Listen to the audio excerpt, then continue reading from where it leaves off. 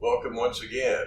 This is the third lesson in Southwestern Oklahoma State University's new online continuing education course, Health, Safety, and Certified Fall Prevention Teacher Training.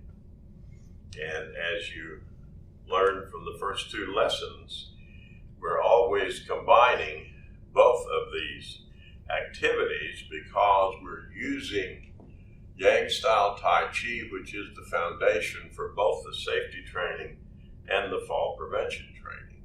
Okay? Because, as I explained, it comes from Tai Chi Tuan, which is Tai Chi fist. It was the way that villagers defended themselves against incoming attackers with swords and spears and horses and armor, and were able to do successfully, and we went into that last time, by deflecting and moving and staying out of the way and not meeting force with force, not getting injured, really outlasting the attackers to the point that the attackers decided, well, I'm not getting anywhere. Why don't we go to another village where they'll stand up there and we can beat them up? That's what we're designed to do. Our armor and our horses are right here, and these guys are going around us. They're getting on our flank. They're getting behind us. And they're not wearing out because they're not fighting back, okay?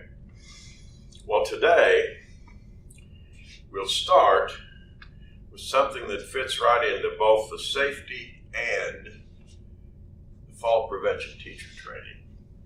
Because in both cases, in every case, one of the great risks that you experience is in tripping. Now, we have all this safe stepping, and there's a good possibility that you can even deal with incoming forces and go around and not fall. But when you think about it, whether we're protecting our things from coming in at eye level, at body level, we're not focused down here. We do step in safe ways. When we step forward, we lift the toe so we don't trip.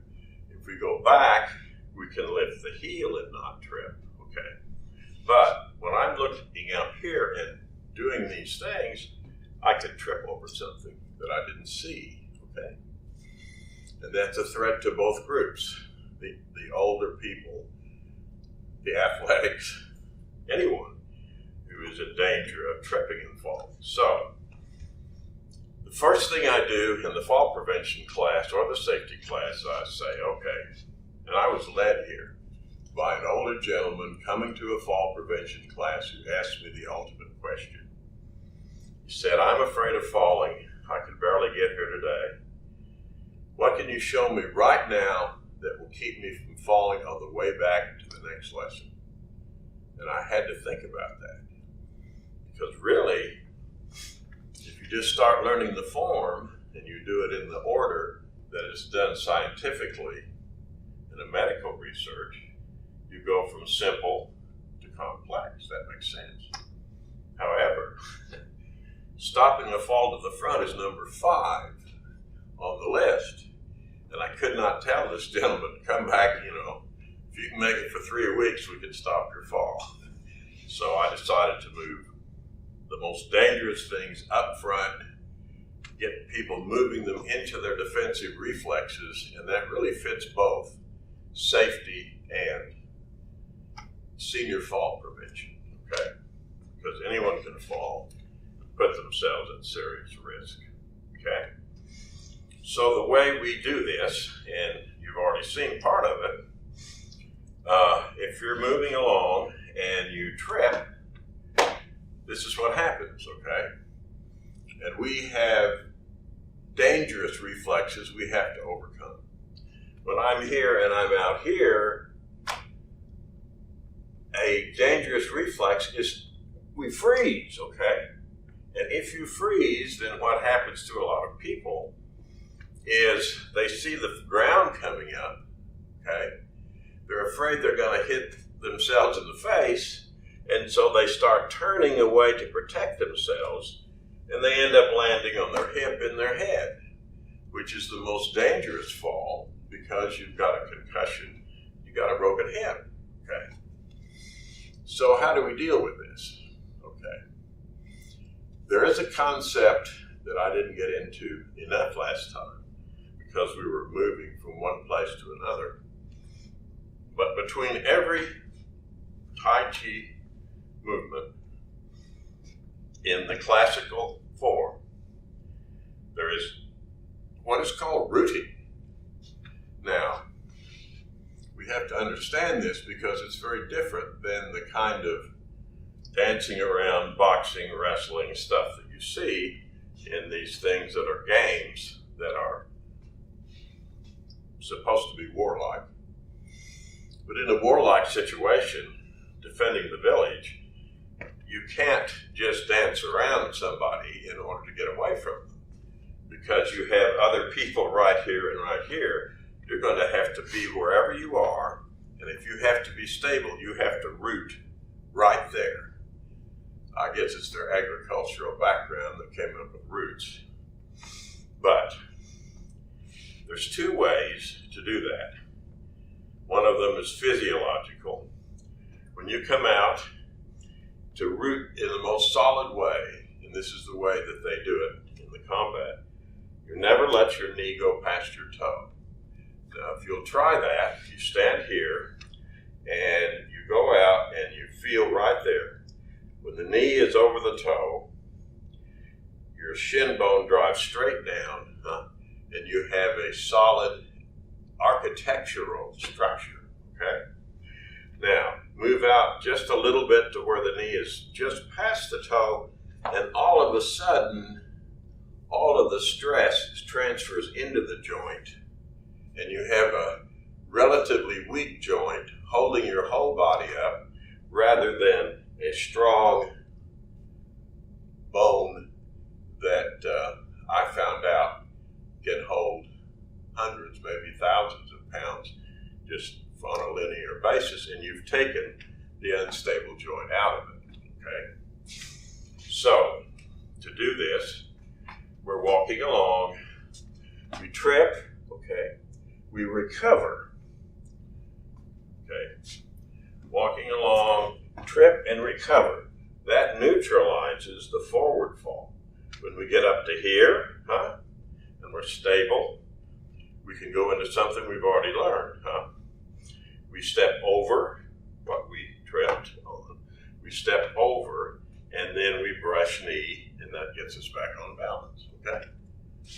Now, in the beginning, we just go this way, and over, and like that.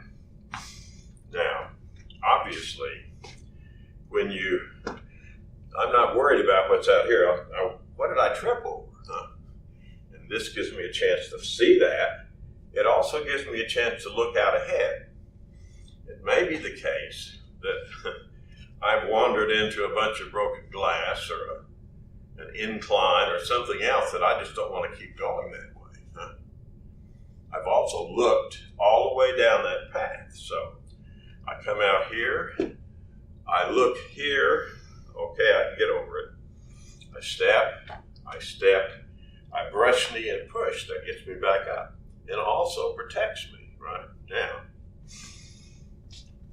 that's all I have to do to make that more effective is practice until I can do that pretty well walking on fast.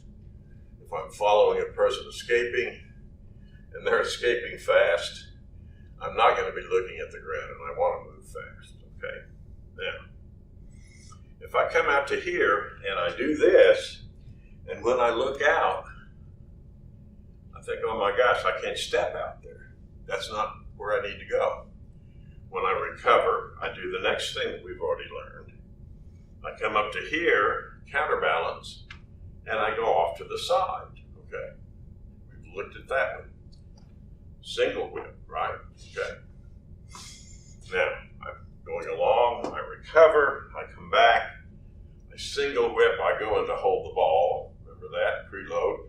Now I can turn, and I can go in a lot of different directions. I do not have to go out the path that I found to be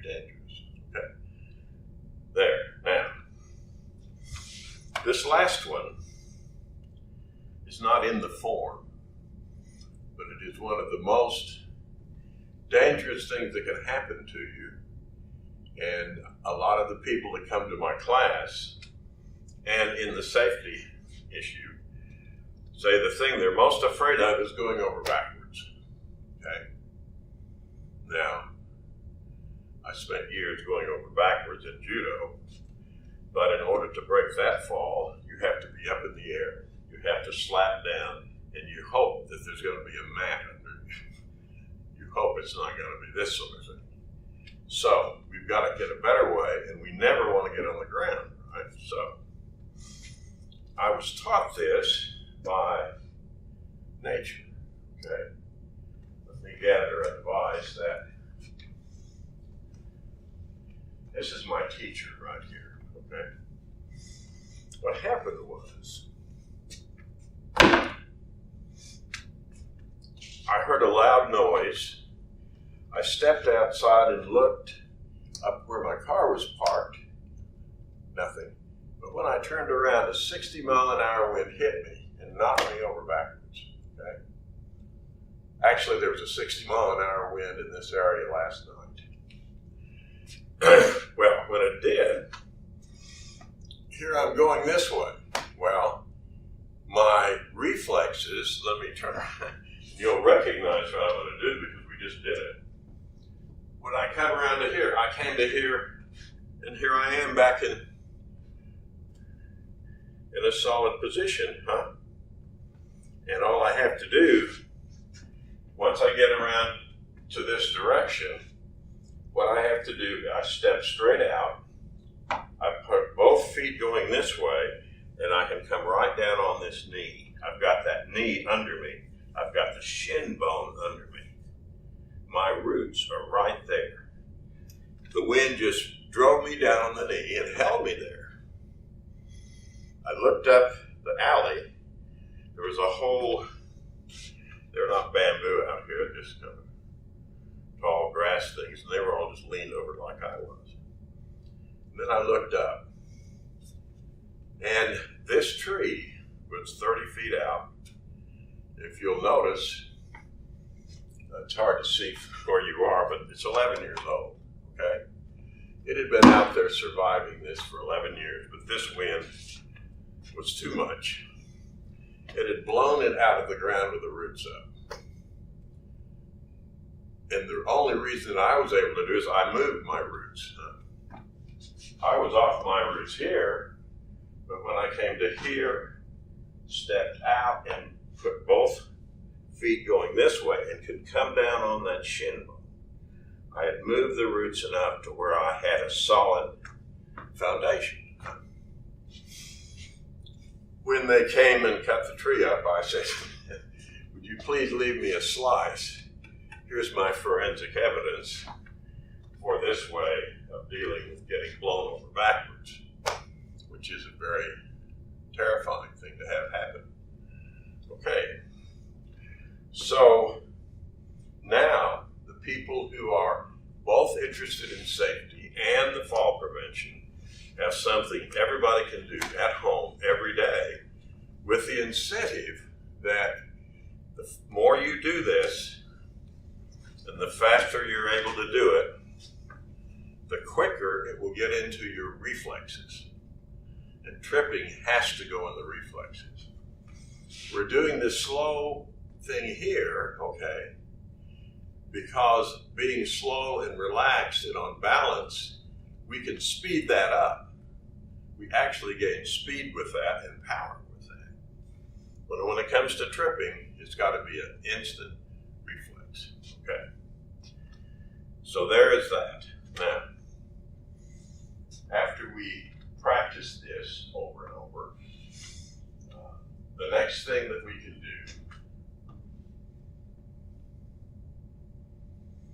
is reinforce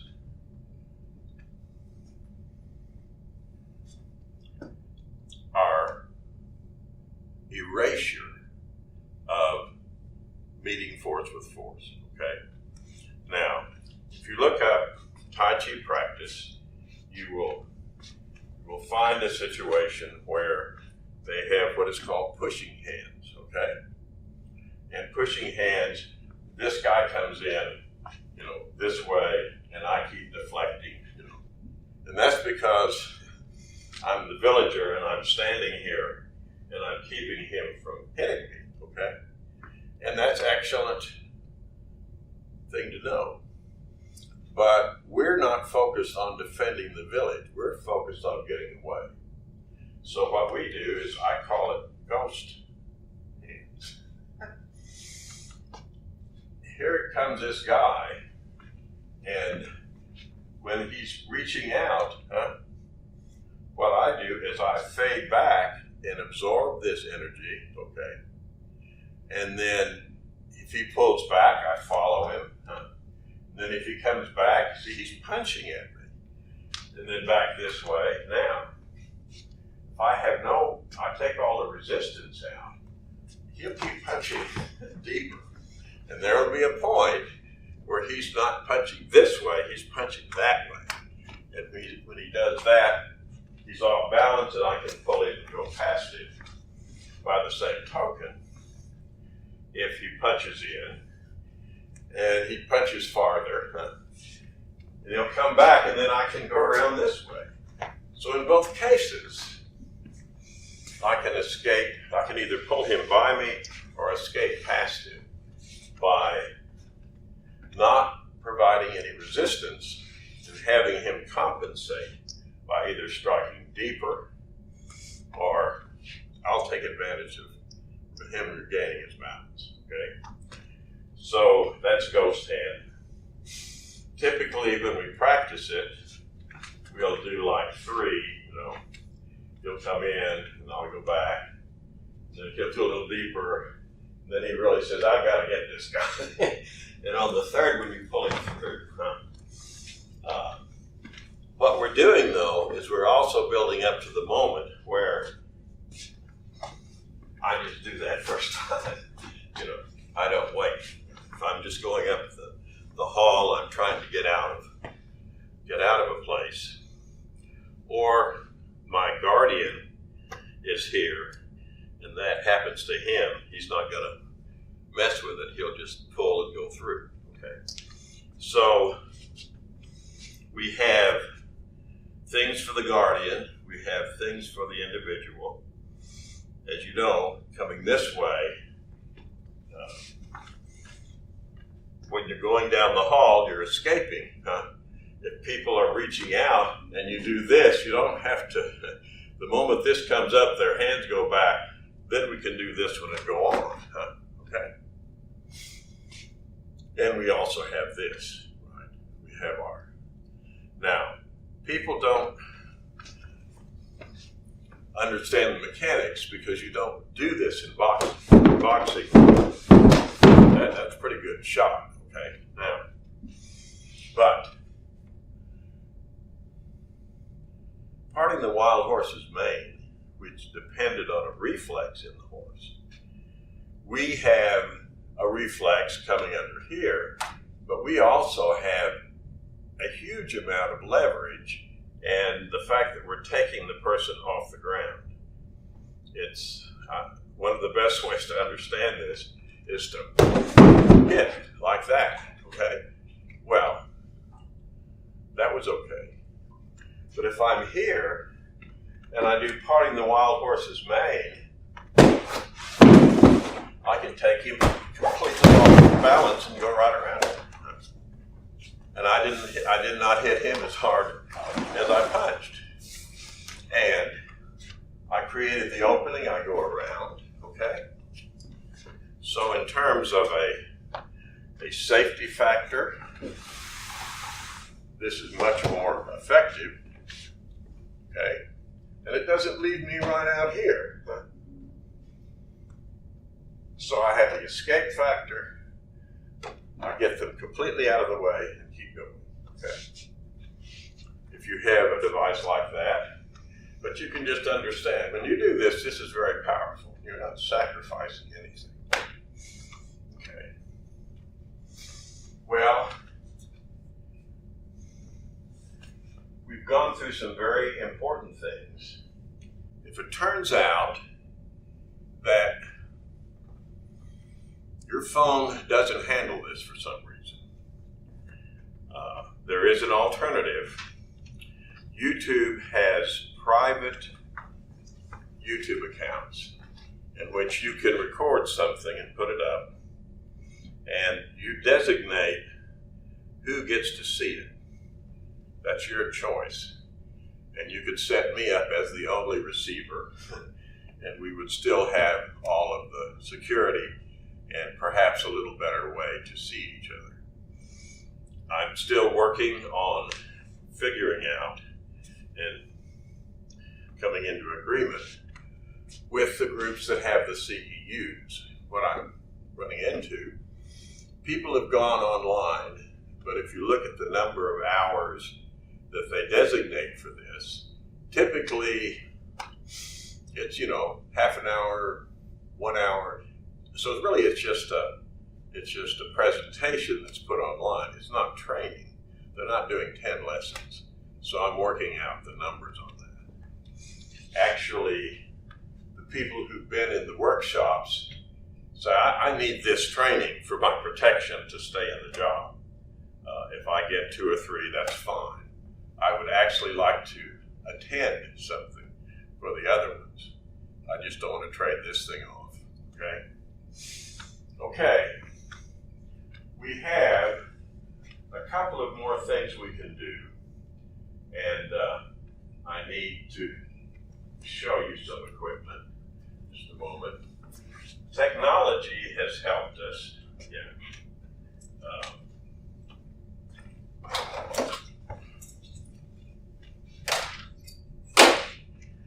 At Walmart, they have a device.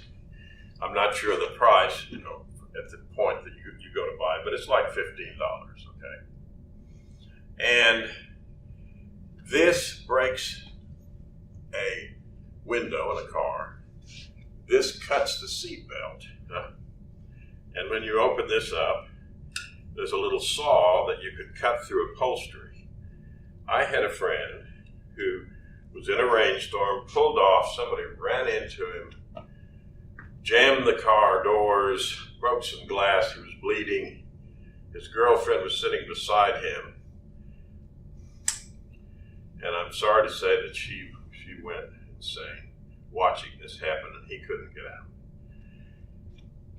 Not long after that, they came up with a hammer that did these things. But then I could not get the ladies in my safety class to keep a hammer in their purse.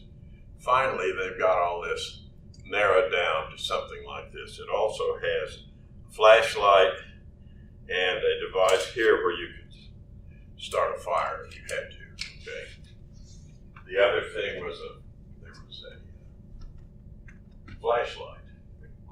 Yeah, okay. Now, the new flashlights, you turn them on, they're very bright, you go to the next level, and then you can go to a level where they're doing this blinking, okay?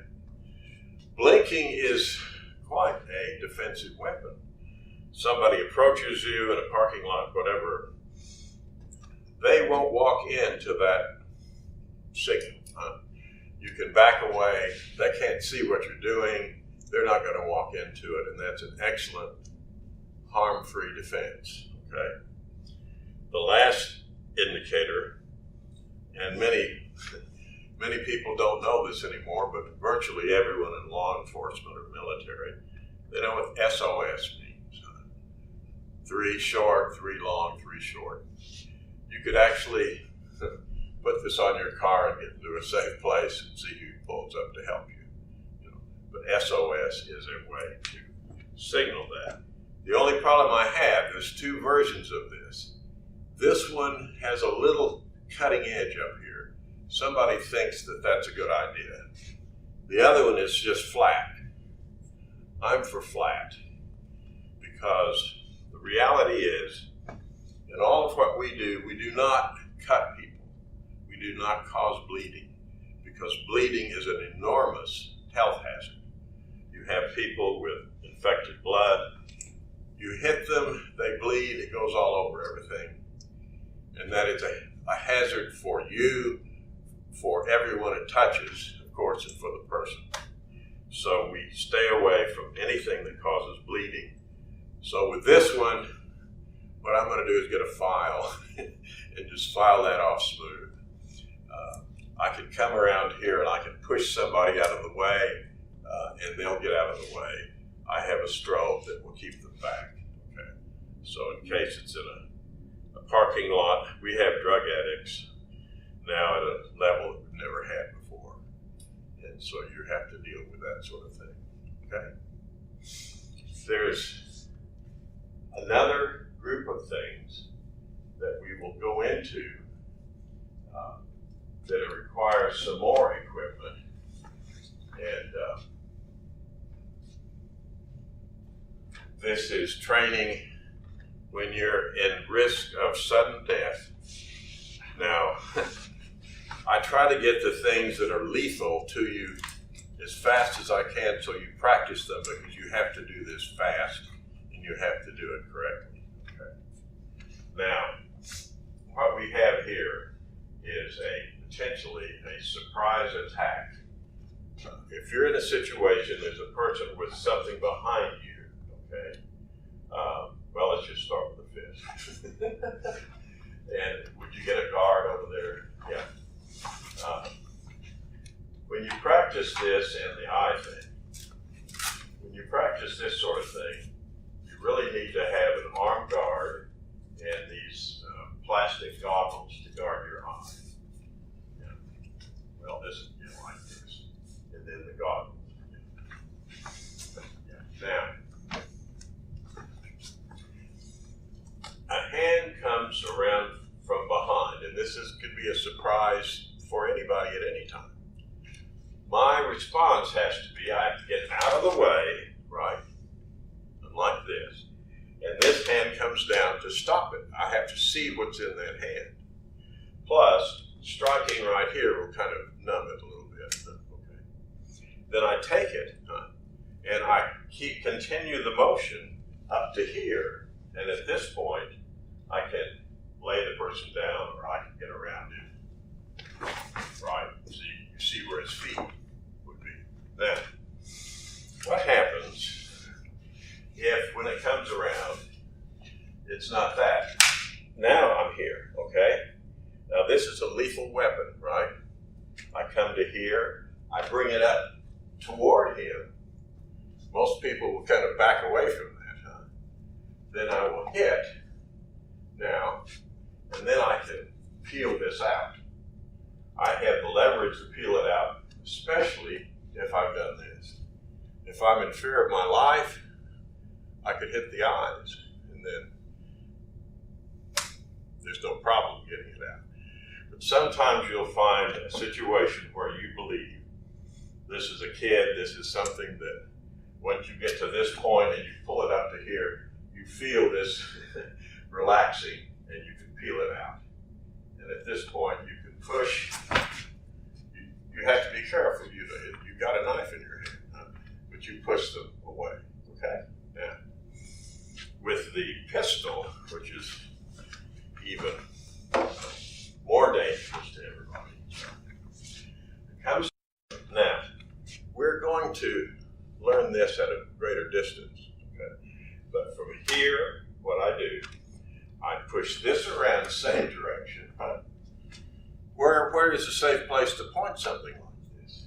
Now you notice when I come this way, I'm taking pressure off the trigger. Huh? So I'm trying to help. I come to here, and then I can pull it right on out. At this point, if I need to, I could strike here, or I could just push. Now, you'll notice how I'm gripping this. If I just keep it like this, and the police come and all this happens, and I hand them this, I have forensic evidence that I was not the shooter. Because all of my fingerprints are here, and all of his are down here, which is something to remember. I don't want to take this and look like, put mine right on top of his, okay? The other time that we can deal with a firearm is a person who has it out here and they're kind of directing people around. You go over here, you go over here, and it's within a kind of a range. And they're not just already shooting you. No. Remember waving hands that we do? Okay. If I do this, I'm over here, right? If I do this and clamp down on it, okay, and it hasn't fired, or if it fires once, it won't fire again, then I can do the same thing around to here, pull it out, and have that effect, okay? So it's here. That happened pretty fast, and I've got it away. Now, obviously, you have to wait until you've got something in range, and he's directing people. He's not just shooting. So those are things, and you have to have the goggles.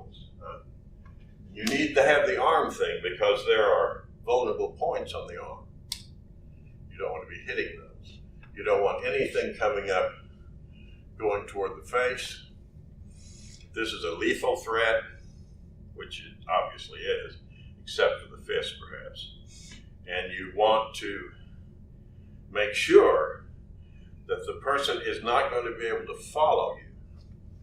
I would like to have reports from anyone who knows anything that would keep somebody from recovering and following you. I only know of two things in all my years. One is hitting in the eyes. I'm not talking about blinding people. I'm just talking like that, okay? If they can't see, they can't follow. When they hit the ground, if you step on the ankle or the Achilles tendon or the side of the foot so they can't get up and run, you could probably outrun them or walk away with the grandkid and not have them catch you. And if they can't see and they don't know where you went, this faculty of being able to see pretty well just shuts a person down. They're not going to go anywhere and trip over stuff. Now, I understand that would qualify as doing harm in some cases, but everybody has a decision to make in terms of who they're guarding, what the lethal threat is, and where they want to draw the line. And we have people out here who are students. We have people out here who have no connection to healthcare. We also have people who have religious beliefs, and they cannot harm someone. And the do no harm provision in some people's jobs. Now you remember Christy, who was murdered. And we figured out how she could possibly have gotten away. She, of course, had a door to go through, and that would probably stop it. But we now have as many as possible side-by-side guardians, the U2 defenders, and I'm hoping that those will build back up. We've had these classes since 2002. There's been a policy. If anything doesn't work, contact us. We'll figure out what we need to do. We'll get it back to you, and we'll spread it to all of our students. The amazing thing is, we've never had someone call back and say it didn't work. Now, I understand that not everybody is going to keep practicing over the years. That's a long time. I think what has happened, once you train, and especially with somebody and trade around, you know what the consequences are, you know what it looks like when it starts. These people have simply seen these threats coming. They've seen them coming, and they avoid it. And that's the best prevention of all. Well, thank you very much. And this is lesson 3. Do the practice. Send it to me. If you have a problem, we'll do the YouTube private. And I will keep finding out how many CEUs we can work out of this. Thanks again.